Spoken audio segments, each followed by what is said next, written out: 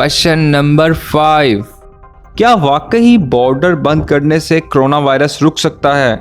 पहली बात तो ये कि ये वायरस किसी बॉर्डर को खातिर में नहीं लाते, बल्कि वायरस सिर्फ फैलता है और फैलते फैलते सरहदें पार कर लेता है। याद रहे, किसी वायरस के फैलने में किसी भी गवर्नमेंट का हाथ नहीं होता, क्योंकि ये कुदरती अमल है। लेकिन हुकूमत की जिम्मेदारी है कि ऐसी बीमारियों के रोकथाम के लिए इकदाम करे। हिस्ट्री उठाकर देखा जाए तो ट्रैवल बैन लगाने से फायदा कम और नुकसान ज्यादा हुआ था। बीमारी लाहक होने की वजह से लोग हुकूमत वक्त से ये बात छुपाते थे कि कहीं उन पर पाबंदियां आयद ना कर दी जाएं। तो ये थी दोस्तों आज की वीडियो। अगर ये वीडियो पसंद आई तो लाइक करें और मजीद इसी तरह की वीडियोस देखने के लिए इस चैनल को सब्सक्राइब करें।